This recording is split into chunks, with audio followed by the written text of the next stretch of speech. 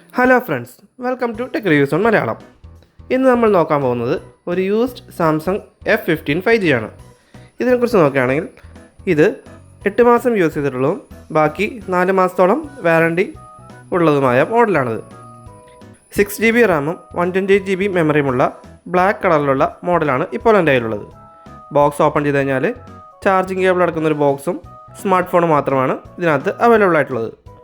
അപ്പോൾ നമുക്ക് ഈ ഫോണിൻ്റെ സ്പെസിഫിക്കേഷൻസ് എന്തൊക്കെയാണെന്ന് നോക്കാം. കൂടുതൽ ഡീറ്റെയിൽ ആയിട്ടുള്ള റിവ്യൂ വീഡിയോ മുകളിൽ പിൻ ചെയ്തിട്ടുണ്ട്, അതൊന്ന് കണ്ടു നോക്കാവുന്നതാണ്.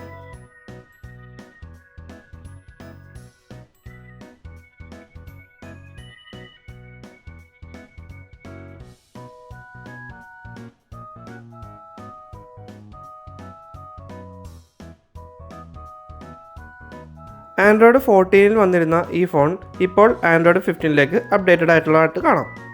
അതുകൊണ്ട് തന്നെ ലേറ്റസ്റ്റ് ആൻഡ്രോയിഡ് ഫീച്ചേഴ്സൊക്കെ ഇതിനകത്ത് ലഭ്യമാണ്. നല്ല ഫാസ്റ്റ് ആയിട്ടുള്ള UI ആണ് ഇതിന് വരുന്നത്. സാംസങ്ങിൻ്റെ ലേറ്റസ്റ്റ് 7.0 UI ഇത് പ്രവർത്തിക്കുന്നത്. അത്യാവശ്യം നല്ല ലാഗൊന്നുമില്ലാത്ത ഒരു UI തന്നെയാണിത്. നോർമൽ യൂസേജിന് യാതൊരുവിധ ഇഷ്യൂസും ഈ UI തരുന്നില്ല. അത്യാവശ്യം നീറ്റായിട്ടുള്ള പെർഫോമൻസും ഇത് തരുന്നുണ്ട്. Side mounted finger print scanner അത്യാവശ്യം തരക്കേടില്ലാത്ത രീതിയിൽ നമുക്ക് പെർഫോമൻസ് തരുന്നുണ്ട്. വളരെ ഫാസ്റ്റായിട്ട് അൺലോക്ക് ആക്കിയില്ലെങ്കിലും ഫിംഗർ പ്രിൻറ്റ് സെൻസർ ആക്സസ് ചെയ്യാനും അൺലോക്ക് ചെയ്യാനും എളുപ്പമായിട്ടുള്ള പൊസിഷനിൽ തന്നെയാണുള്ളത്. സിം ട്രേ നോക്കുകയാണെങ്കിൽ നല്ല നീറ്റായിട്ടുള്ള ഡ്യുവൽ സിം സ്ലോട്ടും ഒരു സിം മാറ്റിയിട്ട് മൈക്രോ SD ആണുള്ള സ്ലോട്ടും നമുക്ക് കാണാൻ സാധിക്കുന്നതാണ്.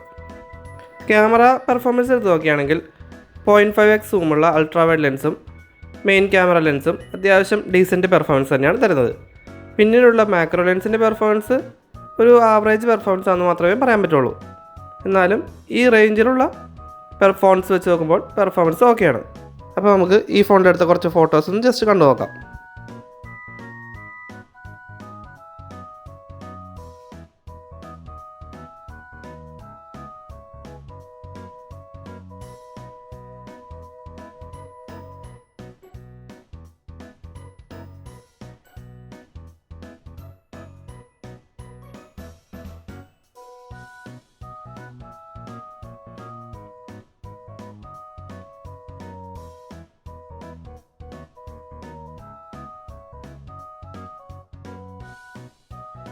ഫുൾ HD പ്ലേബാക്ക് മാത്രമേ സപ്പോർട്ട് ചെയ്യുന്നുള്ളൂ എങ്കിലും AMOLED ഡിസ്പ്ലേ നല്ലൊരു വ്യൂവിംഗ് എക്സ്പീരിയൻസ് തരുന്നുണ്ട്.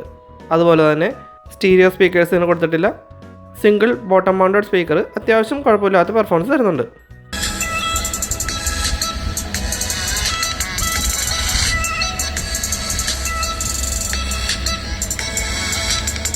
ബഡ്ജറ്റ് റേഞ്ച് ഫോൺ ആയതുകൊണ്ട് തന്നെ വലിയ ഗെയിമിംഗ് പെർഫോമൻസ് ഒന്നും പ്രതീക്ഷിക്കേണ്ട. എന്നാൽ PUBG പോലുള്ള ഗെയിംസുകളും ഇതിനകത്ത് ഈസി ആയിട്ട് കളിക്കാൻ സാധിക്കുന്നതാണ്. 6000 mAh ബാറ്ററി ബാക്കപ്പ് ഉള്ളതുകൊണ്ട് അത്യാവശ്യം ബാറ്ററിയും കിട്ടുന്നുണ്ട്.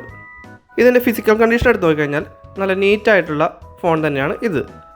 ഇതിൻ്റെ ഡിസ്പ്ലേക്കോ ബാക്ക് ഗ്ലാസിനോ അതുപോലെ തന്നെ സൈഡ് പാനൽസിനോ യാതൊരുവിധ സ്ക്രാച്ചസ് ഒന്നുമില്ല. ആകെക്കൂടെ ഉള്ളത് ബാക്ക് കവർ ഇട്ടുള്ള ഒരു ചെറിയ ഡസ്റ്റിൻ്റെ പാടുകൾ മാത്രമാണ്. ചാർജിങ് പോർട്ടിൻ്റെ അവിടെയും ഇതുപോലുള്ള ഡസ്റ്റിൻ്റെ പാടുകളുമുണ്ട്. ക്യാമറ ലെൻസും നല്ല നീറ്റ് ആൻഡ് പെർഫെക്റ്റ് കണ്ടീഷനിലാണ്. ഫ്രണ്ട് ഗ്ലാസ്സിൽ ഓൾറെഡി ടാമ്പർ ഗ്ലാസ് ഒട്ടിച്ചിട്ടുള്ളതായിട്ട് കാണാം. അതുകൂടാതെ യാതൊരുവിധ സ്ക്രാച്ചസും ഈ ഡിസ്പ്ലേക്കില്ല. വേറെ ഗ്രീൻ ലൈൻസോ ഡോട്ട്സോ പോലുള്ള ഇഷ്യൂസൊന്നും ഈ സ്ക്രീനില്ല. പെർഫെക്റ്റ് കണ്ടീഷൻ തന്നെയാണ് ഈ ഫോൺ ഇപ്പോൾ അവൈലബിൾ ആയിട്ടുള്ളത്. സോ ഈ ഫോൺ നിങ്ങൾക്ക് ഇഷ്ടമായെങ്കിൽ നിങ്ങൾക്ക് വെറും 8600 രൂപയ്ക്ക് വാങ്ങാൻ താഴെ കാണുന്ന നമ്പറിൽ കോൺടാക്റ്റ് ചെയ്യാവുന്നതാണ്. അപ്പോൾ ഈ വീഡിയോ നിങ്ങൾക്ക് ഇഷ്ടമായെങ്കിൽ ലൈക്ക് ചെയ്യുക, ഹെൽപ്ഫുൾ ആയെങ്കിൽ ഷെയർ ചെയ്യുക. കൂടുതൽ ഇതുപോലുള്ള വീഡിയോസിനായി ചാനൽ സബ്സ്ക്രൈബും ചെയ്യുക. താങ്ക്